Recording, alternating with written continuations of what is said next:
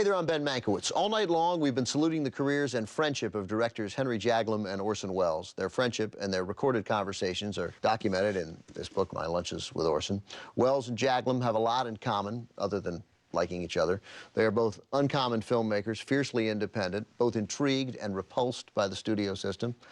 Welles started as a contract director at RKO, Jaglom as an actor signed to Columbia. Joining me right now to introduce another film of his is writer-director Henry Jaglom. Henry, welcome back. Thank you. Glad to be here. Our next film is from 1990, written and directed by Henry Jaglom and released by his own production company. The film is Eating. Right.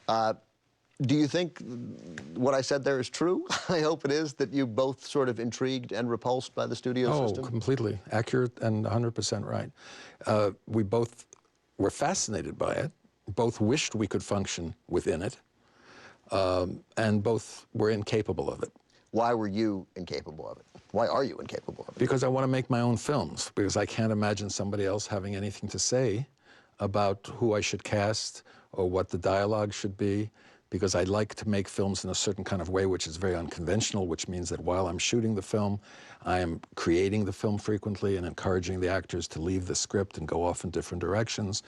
A film like Eating, I cast 38 women who had issues with food rather than actresses. Some of them happen to be actresses, but there are secretaries, there are writers, there are some producers, there are all sorts of women, and they all have issues. Many of them are in various programs, self-help programs, where some of them were found for me and others are friends of mine. But every woman I've known in my life has had an issue with food, and I thought it was an incredibly important subject, and you could not play with it by having actresses playing bulimics or playing anorexics. I think it was necessary, more than almost any film, to use people who really understood and were experiencing the things that they were talking about. It is said about my great-uncle Joe Mankiewicz, and about many others, but that Joe was a particularly skilled director of women.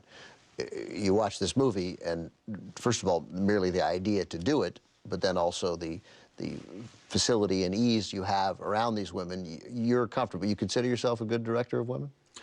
Look, when I came into this business, and I was given a chance by Bert Schneider to make my first film after the editing of Easy Rider, I decided that I was going to make a film about a woman. It turned out to be Tuesday Weld in a Safe Place.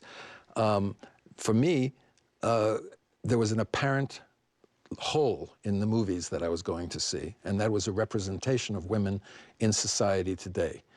Movies were made largely by men, for largely men or boys, and when there were women in the movies, they usually played either male fantasies or male ideas of roles of women, and the reality of women's lives, which has always been very powerful to me, never seemed reflected in these films, or very rarely.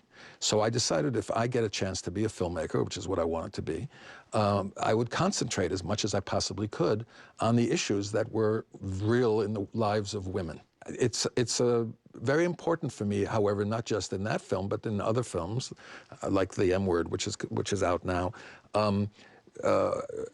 to concentrate on the aspects of women's lives that are usually neglected in male films, and Hollywood films are male films. Well, you just mentioned The M Word, out now. Your latest film seems related is too simple a word, but connected in some way to Eating. What is The M Word? Well, The M Word is a film starring Tana Frederick, whose mother, played by Frances Fisher, is going through menopause, as her two sisters, the two aunts of Tana's character, and the three of them are having a hard time with menopause, and Tana decides to make a documentary for the television station she's working at, where other issues are going on. And again, every single woman who is talking about going through menopause is going through menopause. And they're relating their own experiences. That's right. You're not, again, those aren't things that you're going to write for them. All right, Henry, thank you very much. Here's the movie. It's from 1990 with Mary Crosby and Candice Bergen's mother, Frances Bergen. It's a complex story about women and food. Eating.